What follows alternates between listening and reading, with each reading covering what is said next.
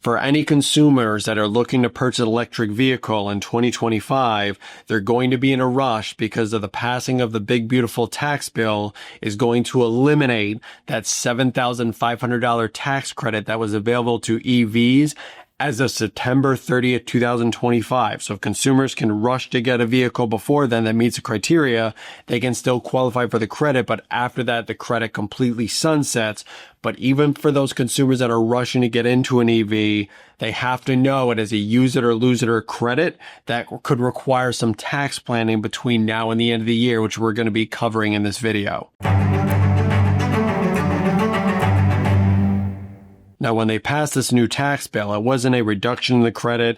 There aren't income phase outs. On October 1st, 2025, that big federal tax credit is just gone. So anyone that purchases an EV will have to purchase it without the help of that federal tax credit. But even for consumers who are able to rush to buy an EV and qualify for the $7,500 EV tax credit before September 30th, they have to be aware it's a use it or lose it tax credit. There is no carry forward, which means if your income is such that, let's say your Fed tax liability for the year is only $5,000 and you have a $7,500 credit, yep, it'll offset your $5,000 federal tax liability, but $2,500 of that credit just went to waste because you didn't have enough income to offset. Individuals that are in this situation, whether they're concerned where their Fed tax liability is not going to be enough to cover the EV credit, they'll actually do stuff to accelerate their income in that year. So they might say, hey, instead of paying me my bonus next year, could you pay it to me this year because I need my income to be higher?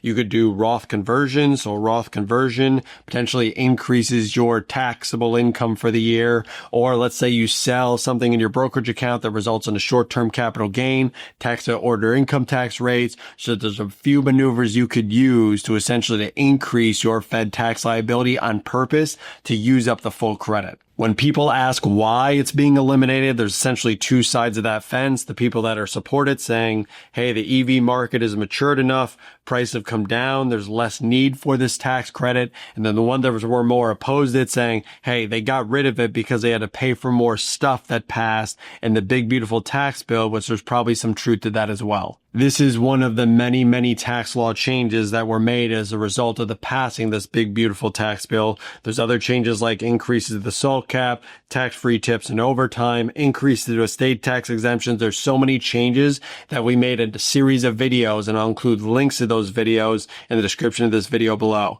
Thank you for watching.